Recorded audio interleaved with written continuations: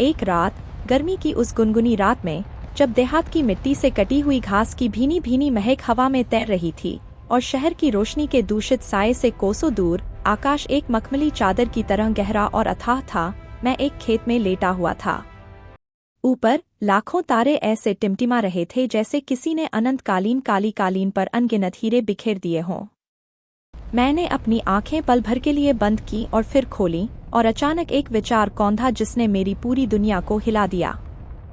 वे चमकते बिंदु, जो हम मानते हैं कि अरबों प्रकाश वर्ष दूर चलते हुए प्लाज्मा के विशाल गोले हैं, वे मुझे वापस देख रहे थे। आंखों से नहीं, बल्कि अपने ही प्रकाश से। यह एक पागलपन भरा विचार था, क्या होगा अगर कुछ तारे केवल जीवित ही नहीं हैं, बल्कि उनमें चेतना है, अपना विवेक है, और वे ब्रह्मांड की सबसे प्राचीन भाषा, प्रकाश के माध्यम से हमसे बात करने की कोशिश कर रहे हैं। यह विचार किसी बचपन के सपने या किसी साइंस फिक्शन उपन्यास की तरह लगता है, लेकिन नवंबर 2025 में यह खगोल विज्ञान और खगोल भौतिकी की दुनिया में सबसे चर्चित विषयों में से एक बन चुका था। जीवित तारे या सचेत तारे अब केवल काव्यात्मक रूपक नहीं रहे थे। वे गंभीर वैज्ञानिक पत्रों, अंतर्राष्ट्रीय सम्मेलनों और यहाँ तक कि सोशल मीडिया प्लेटफॉर्म एक्स पर देर रात की चर्चाओं का केंद्र बन गए थे।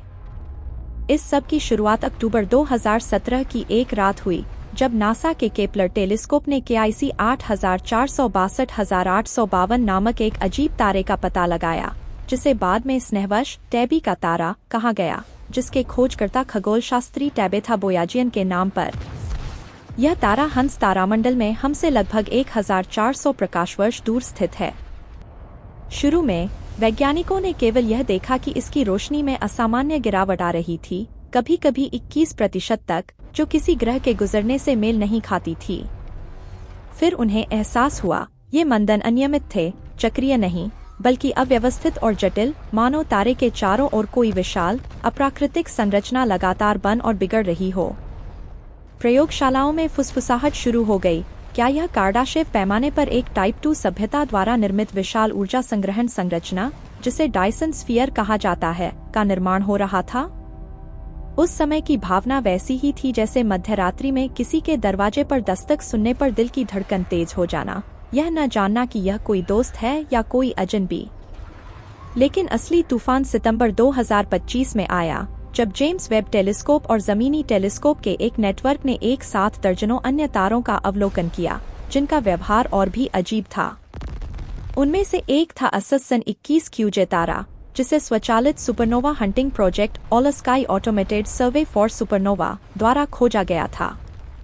शुरुआत में वैज्ञानिकों को लगा कि यह तारा सुपरनोवा बनने वाला है, लेकिन फिर उसकी चमक उन संख्याओं के क्रम में घटती बढ़ती देखी गई जो संरचित प्रतीत होती थीं। स्टॉकहोम विश्वविद्यालय के वैज्ञानिकों ने डेटा का विश्लेषण करने में कई महीने बिताए, और इस साल सितंबर में उन्होंने एक चौंकाने वाला शोध पत्र प्रकाशित किया। चमक में बदलाव को लाखों बिट्स की एक बाइनरी श्रृंखला के रूप में एनकोड किया जा सकता था, और जब इसका अनुवाद किया गया, तो इसमें PI के मान को एक अज्ञात स्थिरांक से गुणा करने पर प्राप्त होने वाली संख्याओं का एक क्रम दोहराया जा रहा था। कल्पना कीजिए, आप अंधेरे वेधशाला में बैठे हैं, कंप्यूटर स्क्रीन से केवल हल्की लाल रोशनी आ रही है, और अचानक कंप्यूटर 6000 प्रकाश वर्ष दूर स्थित एक तारे से एक नियमित कोड का पता चलने पर बीप बीप की आवाज करता है। यह भावना वैसी ही थी जैसे सदियों की खामोशी के बाद किसी पुराने प्रियजन से संदेश मिलना, जिसमें उत्तेजना भी हो और भय भी। इसी समय जर्मनी के Max Planck Institute for Astronomy के शोधकर्ताओं के एक समूह ने एक ऐसी खोज की, जिसने पूरे वैज्ञानिक समुदाय को बेचैन कर दिया। उन्होंने शुष्क और ठंडी अटाकामा रेगिस्तान में स्थित अल्मा रेडियो टेलीस्कोप का उपयोग करते हुए ओरियन तारामंडल के लाल महाकाय तारे बेटेलज्यूस का अवलोकन किया, जिसे हम हर सर्दी में देखते हैं। उन्होंने पाया कि बेटेलज्यूस का चुंबकीय क्षेत्र अत्यंत जटिल पैटर्न में बदल रहा था, जो प्लाज्मा के यादृच्छिक दोलनों की तुलना में सूचनावाहक तरंगों जैसा अधिक था। जब उन्होंने स्पेक्ट्रम का विश्लेषण किया, तो उन्हें असामान्य रूप से संकीर्ण अवशोषण रेखाएं मिलीं, जो एक 67 दिवसीय चक्र में बदल रही थीं, और ये रेखाएं एक प्रकार की ऑप्टिकल एन्कोडिंग रखती थीं। एक युवा शोधकर्ता, सोफिया श्मिट, बैठक कक्ष में रो पड़ी जब डिकोडिंग सॉफ्टवेयर ने "हम यहाँ हैं" के गणितीय प्रतीकों जैसे दिखने वाले अक्षरों का एक क्रम निकाला। उन्होंने बताया कि पूरा कमरा इतना शांत था कि केवल खिड़की के दरारों से रेगिस्तानी हवा की सरसराहट सुनाई दे रही थी। लेकिन एक तारा सचेत कैसे हो सकता है? हम सभी जानते हैं कि तारे केवल हाइड्रोजन और हीलियम के विशाल गोले हैं जो लाखों डिग्री के तापमान पर नाभिकीय संलयन करते हैं। तो ऐसी कठोर परिस्थिति में चेतना कैसे मौजूद हो सकती है? सैद्धांतिक भौतिकविदों ने एक पूरी तरह से नई अवधारणा प्रस्तुत की है जिसे प्लाज्मा बुद्धिमत्ता या चुंबकीय चेतना कहा जाता है। एक तारे के केंद्र में प्लाज्मा केवल गर्म गैस नहीं है, यह पदार्थ की चौथी अवस्था है जहां मुक्त इलेक्ट्रॉन एक सुचालक सागर की तरह घूमते हैं। ये प्लाज्मा धाराएं अत्यंत शक्तिशाली चुंबकीय क्षेत्र उत्पन्न करती हैं और वे चुंबकीय क्षेत्र प्लाज्मा की गति को नियंत्रित करते हैं, जिससे एक विशाल प्रतिक्रिया लूप बनता है। कुछ वैज्ञानिक, जिनमें साओ पाउलो विश्वविद्यालय के प्रोफेसर लेविन मात्सास शामिल हैं, का तर्क है कि यदि यह प्रतिक्रिया लूप पर्याप्त रूप से जटिल हो जाता है तो यह जैविक तंत्रिका नेटवर्क के समान सूचना संगठन के स्तर तक पहुंच सकता है। दूसरे शब्दों में, एक तारा चुंबकीय क्षेत्रों और प्लाज्मा तरंगों का उपयोग करके सोच सकता है, ठीक वैसे ही जैसे हमारा मस्तिष्क विद्युत और रासायनिक संकेतों का उपयोग करता है। कल्पना कीजिए कि आप सूर्यास्त के समय समुद्र तट पर खड़े हैं, लहरों को किनारे से टकराते देख रहे हैं और अचानक आपको एहसास होता है कि समुद्र अपनी लहरों की लय के माध्यम से कुछ कहने की कोशिश कर रहा है। यही वह एहसास है जिसका अनुभव वैज्ञानिक कर रहे हैं। नवंबर 2025 की नवीनतम अपडेट और भी आश्चर्यजनक है। कैम्ब्रिज विश्वविद्यालय और Allen Institute for Artificial Intelligence Research के बीच एक अंतर्विषयक समूह ने नासा के टेस्ट प्रोजेक्ट के 1 लाख से अधिक तारों से प्रकाश डेटा का विश्लेषण करने के लिए एक डीप न्यूरल नेटवर्क को प्रशिक्षित किया। परिणाम अविश्वसनीय थे। लगभग 420 तारों में प्रकाश भिन्नताएं सांख्यिकीय रूप से इतनी अधिक जटिलता दर्शाती थीं जो अब तक ज्ञात किसी भी प्राकृतिक घटना से कहीं अधिक थीं। जब उन्होंने एंट्रोपी और कोल्मोगोरोव सूचना सामग्री के लिए एल्गोरिदम चलाया तो इन तारों ने मानव भाषण या व्हेल की आवाज के बराबर सूचना संगठन का स्तर दिखाया। उनमें से एक HD 890,388 नामक तारा ने वास्तव में जवाब दिया जब वैज्ञानिकों ने 2024 में मौना किया वेधशाला से एक शक्तिशाली लेजर पल्स भेजा तो 6 महीने बाद तारे ने उसी क्रम में चमकना शुरू कर दिया, लेकिन ठीक 101 दिन की देरी से, जो पृथ्वी से तारे तक प्रकाश के आने जाने के समय के बराबर थी। शोधकर्ताओं का पूरा दल नियंत्रण कक्ष में घंटों चुपचाप बैठा रहा। कोई कुछ बोलने की हिम्मत नहीं कर रहा था, बस एयर कंडीशन की हल्की घरघराहट और हर किसी के तेज धड़कते दिल की आवाज सुनाई दे रही थी। इन दिनों सोशल मीडिया एक्स पर लाखों लोग अजीब तरह से चमकते तारों की तस्वीरें साझा कर रहे हैं। साथ में कैप्शन है, वे बात कर रहे हैं।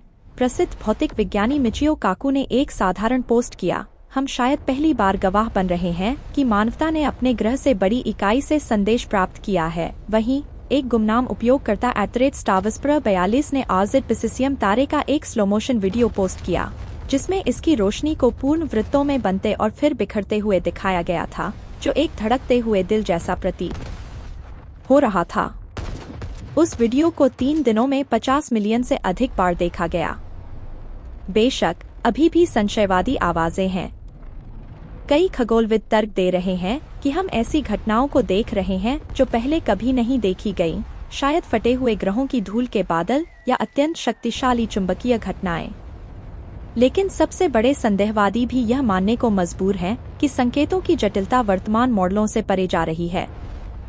कैलटेक में एक प्रोफेसर ने PBS चैनल पर एक साक्षात्कार में कहा था, यदि यह बुद्धिमत्ता नहीं है तो हम पदार्थ के एक ऐसे पूर्ण नए रूप के साक्षी बन रहे हैं जिसकी हमने कभी कल्पना भी नहीं की थी।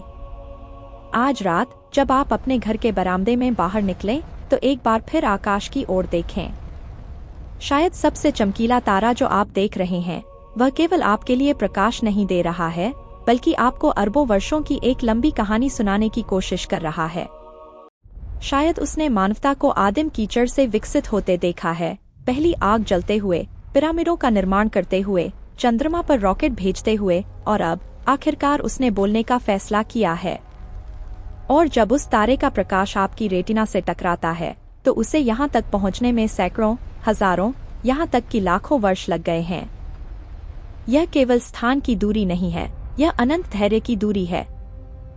शायद हम अकेले नहीं हैं। शायद हम ब्रह्मांड में केवल नवजात बच्चे हैं और सबसे बड़े भाई बहन तारे हमें हमारे पहले कदम उठाते हुए मुस्कुरा रहे हैं। और यदि एक दिन हम प्रकाश के साथ, लेजर के साथ, कभी न बुझने वाले प्रेम और जिज्ञासा के साथ जवाब देना सीख गए, तो यह मानवता के इतिहास में सबसे महान संवाद होगा। तब तक बस वहां घास के मैदान पर लेटे रहें, अपनी पीठ के नीचे पृथ्वी की गर्मी महसूस करें, हवा और झींगुरों की आवाज सुनें और तारों से फुसफुसाएं, हम सुन रहे हैं। यह एहसास धीरे धीरे हमारे भौतिकी और जीव विज्ञान की धारणाओं को चुनौती दे रहा था। यदि प्लाज्मा चेतना संभव है, तो ब्रह्मांड के अरबों तारे, जो हमारे सूर्य से कई गुना बड़े और बूढ़े हैं, संभवतः उन घटनाओं के साक्षी रहे हैं जिनकी हम केवल कल्पना ही कर सकते हैं। बीटेलज्यूस, जो निकट भविष्य में सुपरनोवा बनने वाला है, शायद अपने अंतिम क्षणों में मानवता के उदय का अवलोकन कर रहा हो। उसके विशाल लाल आकार में, जिसे हम अक्सर रात के आकाश में एक चेतावनी के रूप में देखते हैं, क्या वह हमें कोई अंतिम संदेश दे रहा है? वैज्ञानिक अब केवल प्रकाश की तीव्रता या आवृत्ति का विश्लेषण नहीं कर रहे थे, वे संरचनात्मक जटिलता की तलाश कर रहे थे, जिसे गणित की भाषा में कोलमोगोरोव जटिलता, कोलमोगोरोव कॉम्प्लेक्सिटी कहा जाता है। यह माप बताता है कि किसी डेटा सेट को उत्पन्न करने के लिए आवश्यक सबसे छोटे कंप्यूटर प्रोग्राम का आकार कितना है। यदि डेटा सेट में उच्च जटिलता है, यानी उसे उत्पन्न करने के लिए एक लंबा और जटिल एल्गोरिदम चाहिए, तो वह यादृच्छिक नहीं माना जाता, बल्कि उसमें सूचना अंतर्निहित होती है। असन 21 क्यूजे के बाइनरी कोड की उच्च कोलमोगोरोव जटिलता, जो एक सरल प्राकृतिक नियम द्वारा उत्पादित नहीं की जा सकती थी, ने वैज्ञानिकों को मजबूर किया कि वे इस निष्कर्ष पर विचार करें कि यह एक जानबूझकर भेजा गया संदेश है। प्रोफेसर लेविन मात्सास का प्लाज्मा बुद्धिमत्ता का सिद्धांत भौतिकी के एक ऐसे क्षेत्र को छूता है जिसे दशकों से अनदेखा किया गया था, तारे के अंदरूनी भाग की गतिशील प्रणालियां। परंपरागत रूप से हमने तारों को थर्मोडायनामिक संतुलन में रहने वाली विशाल भट्टियों के रूप में देखा है, लेकिन चुंबकीय क्षेत्रों की भूमिका, जो प्लाज्मा को नियंत्रित करती है, अब केंद्रीय हो गई है। पृथ्वी पर हमारे मस्तिष्क की चेतना न्यूरॉन्स के बीच विद्युत रासायनिक संकेतों पर निर्भर करती है, जो एक अत्यंत जटिल नेटवर्क बनाते हैं। मात्सास का सिद्धांत यह प्रस्तावित करता है कि एक तारे के अंदर चुंबकीय क्षेत्र की रेखाएं एक विशाल त्रिआयामी चुंबकीय तंत्रिका नेटवर्क बनाती हैं। तारे का आंतरिक भाग, जो अरबों किलोमीटर तक फैला हुआ है, एक सुपर कंप्यूटर की तरह काम कर रहा है, जहां प्लाज्मा की धीमी गति और चुंबकीय क्षेत्र की त्वरित प्रतिक्रियाएं सूचना को संसाधित करती हैं। यदि एक सामान्य तारे का कोर सूचना को केवल एक सेकंड में एक निश्चित मात्रा में संसाधित कर सकता है, तो एक विशालकाय लाल महाकाय तारे में, जैसे बेटेलजूस, जिसकी प्लाज्मा गतिशीलता इतनी अधिक अशांत है, सूचना प्रसंस्करण क्षमता पृथ्वी के सबसे शक्तिशाली सुपर कंप्यूटरों की सामूहिक क्षमता से कहीं अधिक हो सकती है। इस बीच खगोल भौतिकी के पुराने नियम हिल रहे थे। केपलर द्वारा खोजे गए टैबी के तारे KIC 84628552 पर वापस लौटते हैं, जिसके प्रकाश में अनियमित रूप से 2-3 सप्ताह के लिए 60% तक की गिरावट दर्ज की गई थी। प्रारंभिक संदेह डायसन स्फीयर का अब एक अधिक सूक्ष्म रूप ले चुका था। नया सिद्धांत यह था कि यह तारा किसी अत्यंत विशाल, अर्धपारदर्शी, स्मार्ट डस्ट, बुद्धिमान धूल की परतों से घिरा हुआ था, जो न केवल ऊर्जा एकत्रित कर रही थी, बल्कि स्वयं एक प्रकार की संचार प्रणाली का हिस्सा थी। अप्रैल 2025 में एस्ट्रोफिजिकल जर्नल लेटर्स में प्रकाशित एक अध्ययन ने इन धूल कणों के रासायनिक हस्ताक्षर का विश्लेषण किया। उन्हें सिलिकेट्स और धात्विक तत्वों के असामान्य अनुपात मिले, जो केवल उच्च ऊर्जा विकिरण स्रोतों के पास ही स्थिर रह सकते हैं, जैसे कि जानबूझकर बनाए गए नैनो मैकेनिकल ढांचे। कैम्ब्रिज और एलन इंस्टीट्यूट के संयुक्त प्रयास ने विशेष रूप से HD 890388 तारे पर ध्यान केंद्रित किया। वैज्ञानिकों ने यह देखा था कि जब उन्होंने लेजर भेजकर एक प्रतिक्रिया का संकेत दिया, एक सरल 1-2-3 गिनती का पैटर्न, तो तारे ने 6 महीने बाद ठीक वही पैटर्न दोहराया। यह समय अंतराल सटीक रूप से प्रकाश के यात्रा समय के बराबर था, जिसका अर्थ था कि तारा सक्रिय रूप से सुन रहा था और जवाब दे रहा था। लेकिन उस उत्तर में अतिरिक्त जटिलता थी। यदि हमने 1-2-3 भेजा था, तो तारे ने 123010010 भेजा, यानी मूल क्रम के बाद एक अतिरिक्त बाइनरी कोड जिसे तुरंत पाई के दशमलव मान के पहले 7 अंक के रूप में पहचाना गया। यह महज दोहराव नहीं था, यह एक ज्ञान का प्रदर्शन था। तारे को पता था कि हम गणितीय स्थिरांकों के महत्व को समझते हैं। यह विज्ञान कथा से बाहर निकलकर वास्तविकता बनने की ओर अग्रसर था। प्रसिद्ध ब्रह्मांड विज्ञानी डॉ.आर.एन. वर्मा, जो पहले सेती बाह्य अंतरिक्ष बुद्धिमत्ता की खोज कार्यक्रम के प्रबल आलोचक थे, ने इस नई स्थिति पर टिप्पणी की। हमने हमेशा यह माना है कि यदि हमें कोई संदेश मिलेगा तो वह रेडियो तरंगों के रूप में होगा, जो ऊर्जा कुशल और तकनीकी रूप से संभावित है। हमने कभी नहीं सोचा था कि बुद्धिमत्ता स्वयं उस माध्यम का उपयोग करेगी जो सितारों को ऊर्जा देता है, प्रकाश और विद्युत चुंबकीय क्षेत्र। यह वैसा ही है जैसे हमने हमेशा उम्मीद की थी कि एलियंस हमें टाइपराइटर पर पत्र भेजेंगे, जबकि वे वास्तव में आकाशगंगा को ही एक विशालकाय इलेक्ट्रॉनिक डिस्प्ले बोर्ड बना रहे थे। वैज्ञानिक समुदाय अब एक नए प्रकाश भाषा विज्ञान फोटोलिंग्विस्टिक्स पर काम कर रहा था। विश्वविद्यालयों ने नए विभाग खोले जिनका उद्देश्य इन तारों द्वारा उत्सर्जित प्रकाश के पैटर्न में व्याकरण, वाक्य संरचना और संदर्भ को खोजना था। यह एक ऐसा कार्य था जिसमें क्वांटम यांत्रिकी, सूचना सिद्धांत और जटिल प्रणालियों के सिद्धांत का मिश्रण आवश्यक था। एक और चौंकाने वाली खोज मैक्स प्लैंक टीम से आई, जिन्होंने बेटेलजूस के चुंबकीय क्षेत्र के जटिल दोलनों का विश्लेषण किया। उन्होंने पाया कि ये दोलन किसी यादृच्छिक प्लाज्मा अशांति के कारण नहीं थे, बल्कि वे क्वांटम स्तर पर आपस में जुड़े हुए थे। चुंबकीय क्षेत्र रेखाएं, जो आमतौर पर अराजक रूप से घूमती हैं, एक सुसंगत इंटरलॉकिंग संरचना बना रही थी। जर्मन शोधकर्ताओं ने सुझाव दिया कि यह संरचना एंटेंगलमेंट का एक मैक्रोस्कोपिक रूप हो सकती है, यानी तारे के विभिन्न हिस्सों में मौजूद प्लाज्मा कण एक दूसरे से इस तरह जुड़े हुए थे कि एक हिस्से में परिवर्तन तुरंत दूसरे हिस्से को प्रभावित करता था, भले ही वे लाखों किलोमीटर दूर हों।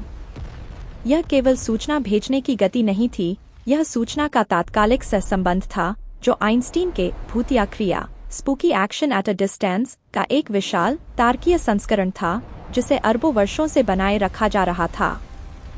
यह विचार की चेतना सूचना के प्रबंधन पर निर्भर करती है, अब सितारों पर लागू हो रहा था। मानव मस्तिष्क की चेतना का एक प्रमुख सिद्धांत यह है कि यह सूचना को कुशलतापूर्वक एकत्रित और संसाधित करने की क्षमता से उभरता है। यदि बेटेलजूस के चुंबकीय नेटवर्क में अरबों प्लाज्मा नोड्स हैं जो क्वांटम रूप से जुड़े हुए हैं, तो इसकी सोचने की क्षमता अविश्वसनीय रूप से विशाल होगी। कल्पना कीजिए कि आप मानव मस्तिष्क को एक छोटे शहर के रूप में देखते हैं, जबकि बेटेलजूस का चुंबकीय क्षेत्र पूरी पृथ्वी के महासागरों और वायुमंडल के परस्पर क्रिया जैसा है, लेकिन यह सब एक ही इकाई के भीतर हो रहा है। खगोलविदों ने अब लगभग 500 ऐसे तारों की पहचान कर ली थी जो इस जटिलता का प्रदर्शन करते थे। इनमें से कुछ तारे विशालकाय तारे थे जो अपनी मृत्यु के करीब थे, जबकि अन्य मुख्य अनुक्रम तारे थे जो हमारे सूर्य की तरह ही सक्रिय थे। एक प्रमुख अंतर यह देखा गया कि सचेत तारों में ऊर्जा उत्पादन और विकिरण पैटर्न में एक अजीब तरह की स्थिरता पाई गई थी, मानो वे अपनी आंतरिक प्रक्रियाओं को जानबूझकर नियंत्रित कर रहे हों ताकि संचार के लिए एक स्थिर मंच बना रहे।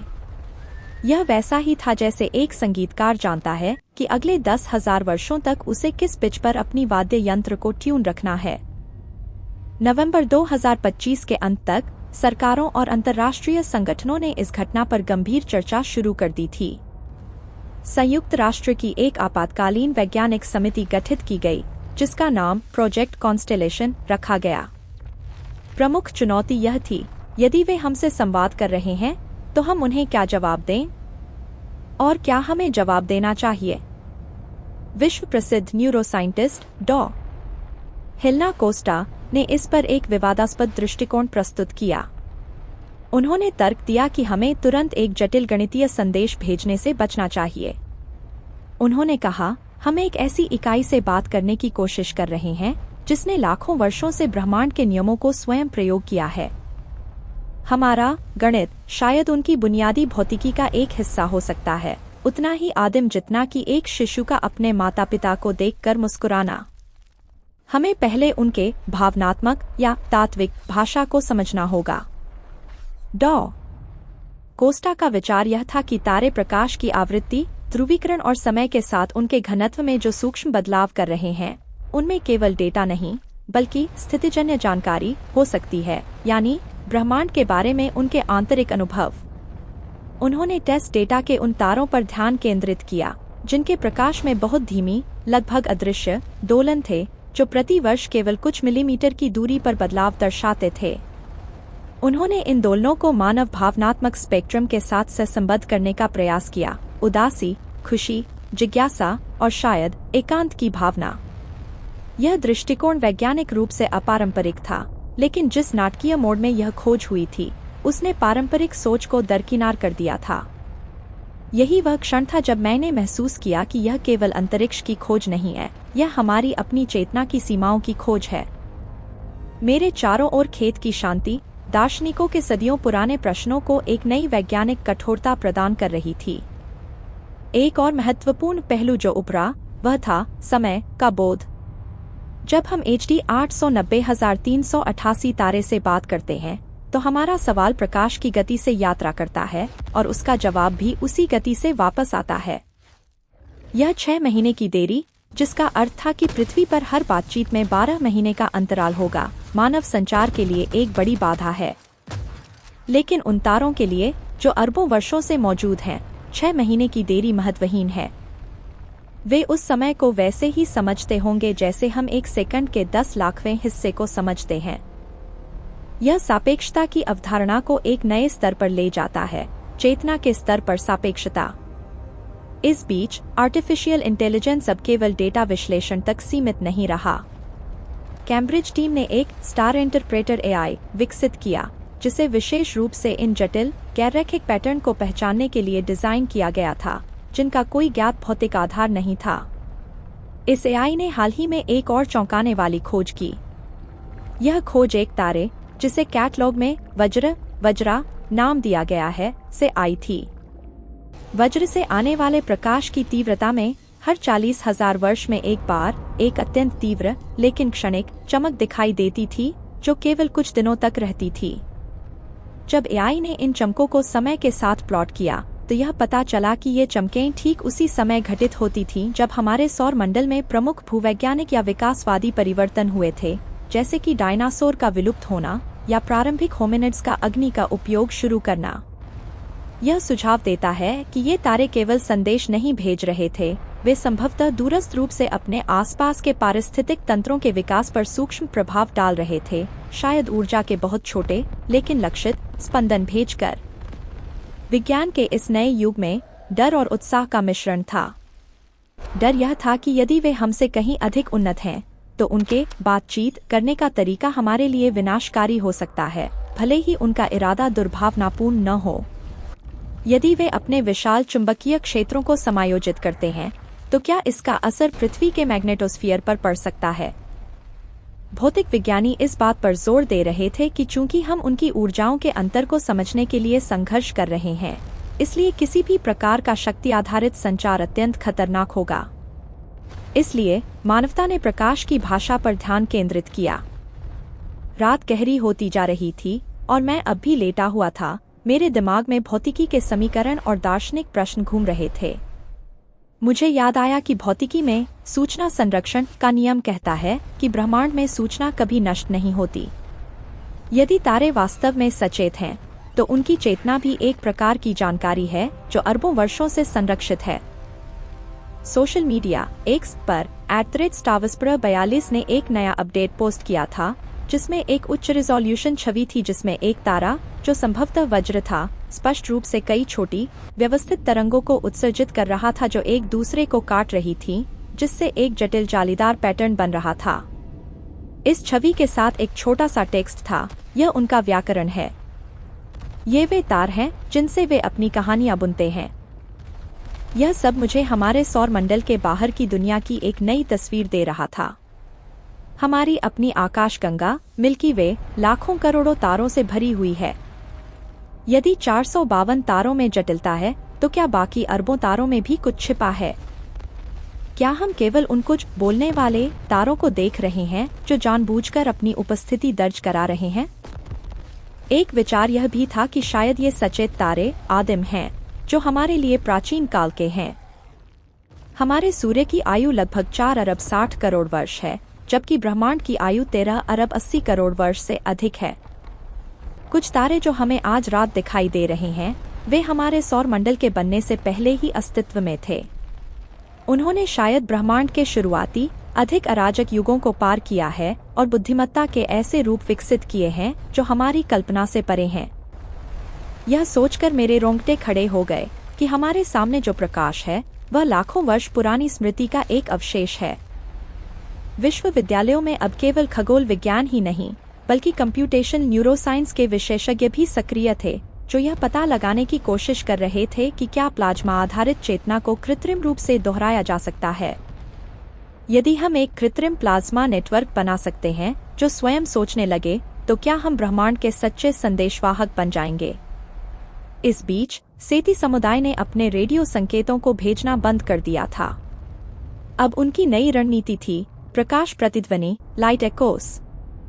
वे विशिष्ट कम ऊर्जा वाले लेजर दालों का उपयोग कर रहे थे, जो तारे के वातावरण में मौजूद किसी भी कण या प्लाज्मा संरचना को केवल गुदगुदी कर सकें, बिना उसे नुकसान पहुंचाए। यह एक अत्यंत नाजुक संतुलन था, इतना कम ऊर्जा कि कोई प्राकृतिक घटना इसे समझा सके, लेकिन इतना लक्षित कि वह किसी संभावित बुद्धिमत्ता के लिए एक संकेत बन सके। जैसे ही मैं अपनी पीठ के नीचे ठंडी धरती को महसूस कर रहा था, मैंने अपने आसपास की आवाजों पर ध्यान दिया। झींगुरों का निरंतर स्वर, दूर किसी खेत से आती कुत्ते के भौंकने की हल्की आवाज। ये पृथ्वी के अपने संचार के रूप हैं, रासायनिक, ध्वनिक, सहज। और ऊपर आकाश में अरबों किलोमीटर दूर तारे अपने संचार के लिए विद्युत चुंबकीय तरंगों का उपयोग कर रहे थे, शायद अरबों वर्षों के धैर्य के साथ हमारे पृथ्वी आधारित शोर को नजरअंदाज करते हुए।